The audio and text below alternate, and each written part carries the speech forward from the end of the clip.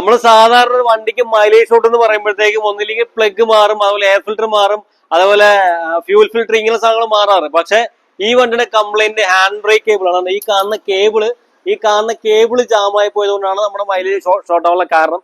വണ്ടി മാരുതി സ്വിഫ്റ്റ് ആണ്, പെട്രോള്.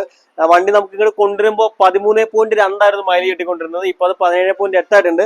ഈ ഹാൻഡ് ബ്രേക്ക് കേബിൾ ജാമായ സ്വാഭാവികമായിട്ടും ബ്രേക്ക് ജാമായി കഴിഞ്ഞാൽ പിന്നെ ഒരു ബ്രേക്കറിന് ജാം, വലിയ ജാം എന്ന് പറയാനല്ല, ചെറിയ രീതിക്ക് ജാം ഉണ്ടായിരുന്നുള്ളൂ. അതുകൊണ്ട് തന്നെ എഞ്ചിൻ സൈഡിൽ കൂടുതൽ പവർ പ്രൊഡ്യൂസ് ചെയ്യേണ്ടി വരും, അതായത് കൂടുതൽ എണ്ണ കത്തിപ്പോവും. അതുകൊണ്ടാണ് മൈലേജ് ഷോർട്ട് ആവാനുള്ള കാരണം ഉണ്ടായത്. നമ്മൾ ഈ ഹാൻഡ് ബ്രേക്ക് കേബിൾ മാറിയതിന് ശേഷം വണ്ടിക്ക് 17.8 വരെയൊക്കെ നമുക്ക് മൈലേജ് കാണിച്ചു കേട്ടോ. അതുകൊണ്ടോ ഇത്രയും ഹാർഡായിട്ടാണ് ഇപ്പൊ ഇത് വർക്ക് ചെയ്യണത്. കണ്ടോ, നമ്മളിത് കണ്ണു പറയാൻ പറ്റുന്നുണ്ടോ? കണ്ടോ, വർക്ക് ചെയ്യുന്നില്ല. ഇത് കണ്ടോ, ഇത്രയും ഫ്രീ ആയിട്ട് വർക്ക് ചെയ്യേണ്ട കേബിളാണ്. അതാണ് ഇപ്പൊ ഇങ്ങനെ ജാമായിട്ടിരിക്കുന്നത്. ഇപ്പൊ ഇത് ജാമതിന്റെ പേരിൽ തന്നെ ബ്രേക്ക്, നമ്മൾ ഹാൻഡ് ബ്രേക്ക് വലിച്ചിട്ട് വിടുന്ന സമയത്ത് റിലീസ് ആവണമായിരുന്നില്ല. അപ്പൊ അതായിരുന്നു കംപ്ലൈന്റ്. അപ്പൊ മൈലേജ് ഷോട്ടിന് പ്ലഗുകളും അല്ലെങ്കിൽ എഞ്ചിൻ സൈഡിലുള്ള പ്രശ്നം കൊണ്ട് മാത്രം ആവണമെന്നില്ല. ഇതുപോലെ ഏതെങ്കിലും ബ്രേക്ക് ജാം ആയാലും മൈലേജ് ഷോട്ട് ആവാം കേട്ടോ.